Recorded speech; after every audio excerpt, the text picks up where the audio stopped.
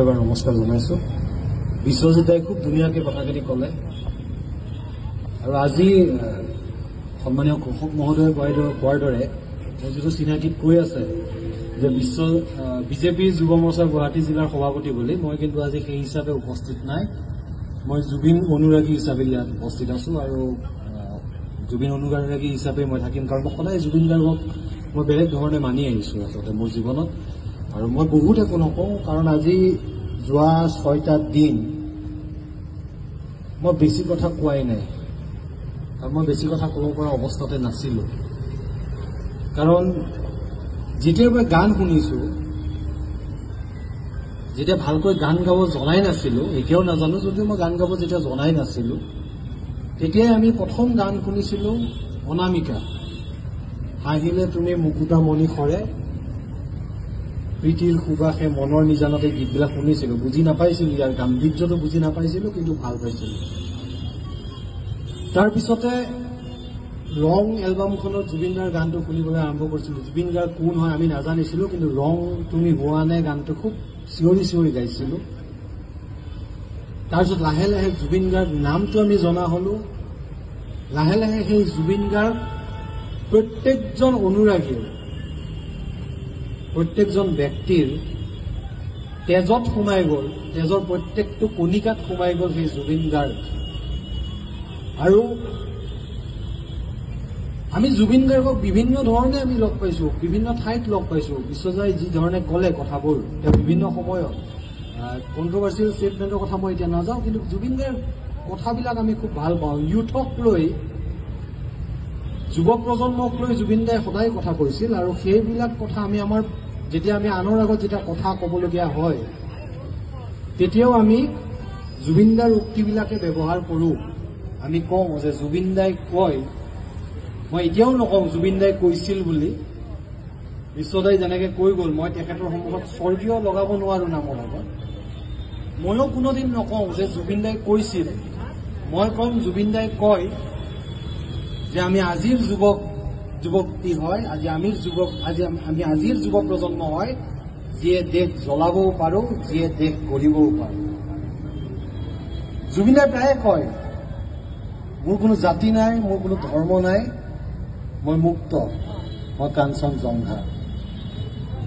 আৰু সেই কথাটো প্ৰমাণ হৈ গ'ল যোৱা 6টা দিনত। আমি অকল দেখিছিলো মানুহ, কেৱল মানুহ।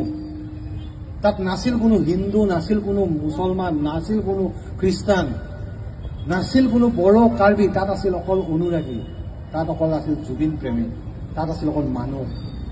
আমাক সেইটোৱে লাগে। এজন ব্যক্তিত তেওঁৰ এটা ডায়লগ আছে যে মোক পাগলেও পাগলৰ দৰে ভাল পায়। যোৱাকালি আমি ভিডিঅ' দেখা পাইছো, মানসিকভাৱে বিকাৰগ্ৰস্ত নাৰী এগৰাকীয়ে খুব ধুনীয়াকে জুবিনৰ কথা কৈছে, মোক পাগলেও পাগলৰ দৰে ভাল পায়। তো সেইজন জুবিন দা আমাৰ মাজত কায়িকভাৱে নাই, কিন্তু সদায় জুবিন দা আমাৰ মাজত থাকিব, তেওঁৰ গানবোৰ আমাৰ মাজত থাকিব। আমি সকলোৱে মায়াবিনী গীতটো গাই তেখেতক বিদায় দিছো বুলি কয়। আজিও আমি নিশ্চয় ইয়াতে এবাৰ মায়াবিনী গীতটো গাম, সকলোৱে একেলগে গাম। যেতিয়ালৈকে ব্যক্তিজন কায়িকভাৱে আমাৰ মাজৰ পৰা গুচি নাযায়, আমি তেতিয়ালৈকে মানুহজনৰ মহত্ববিলাক সিমান নুবুজো। সেইবাবে হয়তো আমি মানুহক গালি পাৰো, আমাৰ মাজত আজিৰ সমাজখনত আমাৰ হিংসা, বিদ্বেষ এইবিলাক ৰাখো। কিয়? তাৰ কি মূল্য আছে? যেতিয়া মানুহজন গুচি যায় তাৰ একো মূল্য নাথাকে। জুবিন দায়েও এনেকুৱা ধৰণৰ কথাই কৈ গৈছিল। তেওঁৰ এটা গীত আছিল বৰ ধুনীয়া, যে মই নথকাৰ অনুভৱ যিদিনা হ'ব তোমাৰ, সিদিনা অশ্ৰু নিগৰিবনে তোমাৰ। যে মই নথকাৰ যিদিনা অনুভৱ, সেইদিনা তেওঁৰ শব্দবিলাকৰ মূলবিলাক বুজি পাইছো। আমি চিঞৰি চিঞৰি গানবিলাক গাওঁ যে সাগৰ তলিত শুবৰে মন। আমি কেৱল শুনিছিলো, কিন্তু সঁচাকে যিদিনা সেইদিনা আমি অনুভৱ কৰিলো যে সঁচাকে তেওঁ সাগৰ তলিতে শুই গ'ল। আৰু বিশেষ ক'বলগীয়া নাই, জুবিন দাই যে অকল গান ভাল পাইছিল তেনেকুৱা নহয়, চিনেমাও ভাল পাইছিলে, চিনেমা তেওঁ বনাইছিল। অসমীয়া ছবি জগতখন ধ্বংস হৈ যোৱা বুলি নকওঁ, শুই গৈছিলে, সেইখনক আকৌ জগাই তোলা অন্যতম এজন ব্যক্তি হৈছে জুবিন দা। খুব বহুত বছৰ হোৱা নাই, 33 বছৰ। 33 বছৰত 38,000 গান, হাজাৰৰ ওচৰত বঙালী গান, তাৰ উপৰি আন 39টা ভাষা, বেলেগ বেলেগ ভাষাত গান, মুঠতে 40টা ভাষাত গান কেৱল এজন ব্যক্তিয়ে গাব পাৰে, যিজন মানুহ হ'ব নোৱাৰে, যিজন মহাপুৰুষ হ'ব পাৰে, যিজন মহাত্মা হ'ব পাৰে, আৰু সেইজনে জুবিন গাৰ্গ। জুবিন গাৰ্গত বাহিৰে আৰু বেলেগে গান গাব নোৱাৰে ইমান গান। গতিকে বিশেষ আৰু ক'বলগীয়া নাই, জুবিন দা সদায় আমাৰ বুকুত থাকিব, জুবিন দা আছে। জীৱনত জুবিন দাক বহুতবাৰ দেখিছোঁ, জীৱনত বেলেগৰ মই শ্ব' চাই পোৱা নাই, কালচাৰেল প্ৰগ্ৰেম মই বেলেগৰ চাই পোৱাই নাই। কেতিয়াবা যাওঁ, অকণমান সময় ৰখো, গুচি আহোঁ। কিন্তু জুবিন গাৰ্গৰ শ্ব' বুলি ক'লে মই কোনোদিন মিছ কৰা নাই। ঘৰত সদায় কয়, ৰাতি দেৰি হ'লে মোক কয় যে দেৰি হৈছে, কিবা হৈছে, কিন্তু যেতিয়া জুবিন গাৰ্গৰ শ্ব' থকা বুলি কয় মই জীৱনত কেতিয়াও মিছ কৰা নাই। কেতিয়াবা ষ্টেজৰ বেক চাইডে হওক থিয় হৈ থাকোঁ, বা কোনোবা এটা কোণত থিয় হৈ থাকোঁ, ওচৰলৈ কেতিয়াও নাযাওঁ। মই শিল্পীক দূৰৰ পৰা শুনি বহুত ভাল পাওঁ, গান দূৰৰ পৰা শুনি, জুবিন দাক দূৰৰ পৰা চাই মই ভাল পাওঁ বাবে মই ওচৰলৈ নাযাওঁ। তো সেইকাৰণে তেওঁৰ ডাইলগবিলাকো সেইকাৰণে থাকিলে। আৰু এটা খুব ধুনীয়া কথা এটা কৈছে, তেওঁৰ কবিতা এটাত কৈছিলে, যিটো মই আৰম্ভণিতে কৈ উঠিলোঁ, যে আমি তেওঁক বুজি নাপাম, আৰু মই সেইকাৰণে মই শেষত কবিতাটোৱে পাঠ কৰি দিম আপোনালোকৰ আগত। জুবিন দাৰ এটা কবিতা এটা মই পাঠ কৰি যাম। সদায় যেতিয়া আনে, এতিয়া আমাৰ ৰাস্তাইদি গৈ আছে, কোনোবাই জয় জুবিন দা কৈছে, সেই আৱেগ, তেওঁলোকৰ আৱেগ। আমি তেওঁলোকক এবাৰ হাতখন দাঙি পেলাই তেওঁলোকক আমি সঁহাৰি জনাইছোঁ। অসমত কি চলে, অসমত কি চলে বুলি এবাৰ তেওঁক সোধা হৈছিলে, ইণ্ডিয়া টুডে সুধিছিল যে why Assam is famous for. তেখেতে কৈছিলে Assam is famous for tea, rhino and Zubeen Garg. সঁচাকৈ অসমত জুবিন গাৰ্গ চলিছিল, চলি আছে, আৰু ভৱিষ্যতেও চলি থাকিব জুবিন গাৰ্গ, সদায় চলি থাকিব, যেতিয়ালৈকে অসম ভূমিখন থাকিব। সদায় তেখেতে কৈছিলে যে মই কি হয় মোক তহঁতে বুজি নাপাবি, আৰু সেইকাৰণে তেওঁ কেতিয়াবা মঞ্চত গৈ খং কৰিছিল, কেতিয়াবা মঞ্চত গৈ তেওঁ ধেমালি কৰিছিল, কেতিয়াবা তেওঁ কৈছিল যে মোৰ গান গাবলৈ মন নাই, আই ৱন্ট চিং। এইটো সংলাপ, আই ৱন্ট চিং, এইবুলি কৈ পেলাই তেওঁ মাইকটোত উলিয়াই থৈ গুচি আহিছিল। তেওঁ মনৰ ভিতৰত থকা মানুহটো তেওঁ কেতিয়া এক্সপ্ৰেছ কৰিব পৰা নাছিল, বুজাব পৰা নাছিল, সেইবাবে তেওঁ লিখিছিল ৱাটাৰ। তেওঁ নিজকে কৈছিল মই পানী ভাল পাওঁ, মই প্ৰকৃতি ভাল পাওঁ, মোৰ পানী মোৰ কোনো চেপ নাই, মই প্ৰকৃতিৰ মাজত থাকোঁ। সেইকাৰণে তেওঁ কবিতা এটা লিখিছিলে, মই যিটো এতিয়া ক'বলৈ ওলাইছোঁ। কবিতাটোৰ নাম আছিলে ৱাটাৰ। তেওঁ কবিতাটোত আছিলে যে মোৰ প্ৰতিবাদী সত্তাৰ পৰিধি তহঁতে বুজি নাপাবি, মোৰ প্ৰতিবাদী সত্তাৰ পৰিধি তহঁতে বুজি নাপাবি। মই নদীৰ পৰা সাগৰলৈ যাবও পাৰোঁ, আৰু সাগৰৰ পৰা নদীলৈ উভতিও আহিব পাৰোঁ। পাৰে পাৰে এৰি থৈ যাম বালি। তাৰ আগত এটা লাইন আছিলে যে মই নদীৰ পৰা সাগৰলৈ যাব পাৰোঁ, আৰু সাগৰৰ পৰা নদীলৈ উভতিও আহিব পাৰোঁ। মাথো মোৰ ৰং সলনি হ'ব, পানীৰ সোৱাদ সলনি হ'ব। পাৰে পাৰে এৰি থৈ যাম বালি, মাথো বালি। বালি বৰ হিংস্ৰ, বালি বৰ হিংস্ৰ, ঠাণ্ডাত শুকাই দিব পাৰে তোৰ তেজ, আৰু গৰমত উখহাই দিব পাৰে তোৰ দুবৰি। ঠাণ্ডাত শুকাই দিব পাৰে তোৰ তেজ, আৰু গৰমত উখহাই দিব পাৰে তোৰ দুবৰি। খোজ কাঢ়িব পাৰ যদি আহিবি, মই চুমা দিম তোৰ ৰক্তাক্ত দুবৰিত। Be water is safe place. তেওঁ নিজকে কৈছে মই ছেফ প্লেচ হয়, মই পানীৰ দৰে, মই প্ৰকৃতিৰ মাজত থাকি ভাল পাওঁ।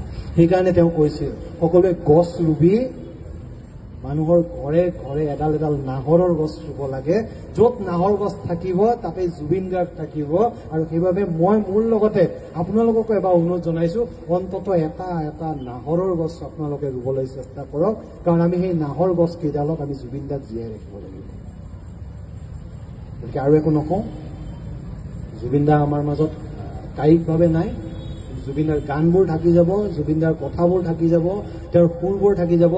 ব্যক্তিগতভাৱে বহুতবাৰ জুবিন দাক লগ পোৱা নাই, এবাৰে লগ পাইছোঁ বা দুবাৰে লগ পাইছোঁ।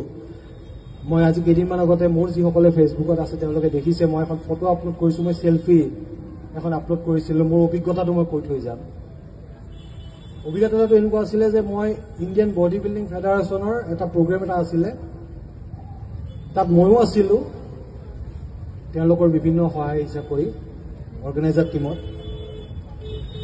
জুবিন দা গৈছিলে সেই প্ৰগ্ৰেমটোত, দুপৰীয়াৰ সময় কলাক্ষেত্ৰত হৈছিলে। জুবিন দা গৈছিলে 3:30 বজাত গৈছিলে, 3:30-4 বজাত গৈছিলে। প্ৰগ্ৰেমটোত গৈ তেওঁক ষ্টেজত মাতা হ'ল, সম্বৰ্ধনা লৈ লগালগ তেওঁ ওলাই দৌৰ মাৰিছে। যিহেতু মই অৰ্গেনাইজাৰ, বেলেগ কোনো নাছিল সেইখিনি সময়ত, মই পিছে পিছে দৌৰিছিলোঁ। দৌৰি পেলাই মই তেওঁক কৈছিলোঁ, দাদা কিবা এটা খাই যাওক, কিবা এটা খাই যাওক, দাদা চাহ একাপ খাই যাওক, দাদা চাহ একাপ খাই যাওক। দাদাই কৈছিলে, হেই এটা মাত এটা মাতিছিলে, মাতটোত সকলোৱে জানে, তেওঁ ধুনীয়াকৈ সেইটো কৈছিলে, সেইটো আমাৰ জাতীয় শব্দ। তেওঁ কৈছিলে যে এতিয়া চাহ খাই থাকিলে নহ'ব, মই এতিয়া ষ্টুডিঅ'ত যাব লাগে। তেওঁ টিউনটো অকণমান এনেকৈ কয় যে মই এতিয়া ষ্টুডিঅ'ত যাব লাগে, আই হেভ টু গ', ইটছ টাইম টু ৱৰ্ক। জুবিনৰ এইটো সুৰ আছিলে, ইটছ টাইম টু ৱৰ্ক। আৰু সেই বস্তুটো মই খুব কওঁ মাজে মাজে, এই ইটছ টাইম টু ৱৰ্ক মাজত সোমাই গ'ল। তাৰপিছত এখন চেলফি লৈছিলোঁ দাদাৰ লগত। চেলফিখন লোৱাৰ সময়তো হৈছিলে কি, বেক কেমেৰাটো অন হৈ আছিলে, ফ্ৰণ্ট কেমেৰাটো অন কৰিবলৈ পাহৰিলোঁ। বেক কেমেৰাটো অন কৰিব ক'লোঁ, আকৌ এটা শব্দ, এই তোৰ বেক কেমেৰা অন হৈ আছে। মই কেমেৰাটো ল'লোঁ, তাৰপিছত দাদা গ'লগৈ। তাৰপিছত দাদাক আৰু কেইবাৰমান পাইছোঁ, কিন্তু এনেকৈ চেলফি লোৱা বা ফটো উঠাই এখন দুখন ফটো উঠিছোঁ, তাত বাহিৰে নাই। কিন্তু মই ওচৰতে থাকোঁ, দাদাৰ ওচৰতে থাকোঁ, দাদাৰ ফ্লেটৰ ওচৰত। তো সেইদিনা যিদিনা দাদাৰ এই ঘটনাটো ঘটিছিলে, প্ৰথম গৈ তাত পাব্লিক অনুৰাগী হিচাপে প্ৰথম মই উপস্থিত হৈছিলোঁ তেওঁৰ ঘৰত। বৌক লগ পাইছিলোঁ, মই আৰু মোৰ পৰিবাৰে বৌক দেখা পাইছিলোঁ। বৌয়ে সেই সময়খিনি তেওঁক কেনেকুৱা এটা কণ্ডিশ্যন আছে এতিয়া মই নকওঁ। তাৰপিছত লাহে লাহে সেইদিনা মানুহ দেখিছিলোঁ, সেইদিনা দেখা নাছিলোঁ কোনোবা জাতি জনজাতিৰ মানুহ, সেইদিনা দেখা নাছিলোঁ কোনোবা ধৰ্মৰ মানুহ, সেইদিনা দেখা নাছিলোঁ অসমীয়া, বিহাৰী, বঙালী, নেপালী দেখা নাছিলোঁ। সেইদিনা দেখিছিলোঁ অকল মানুহ। এই 6 দিনত মানুহ দেখি আছিলোঁ। গতিকে এনেকুৱা এখন অসম আমাক লাগে, যিখন অসমত সকলোৱে এক হৈ চলিব পাৰে, সকলোৱে একেলগে কাম কৰিব পাৰে। জুবিন দাই বিচৰা অসমখন।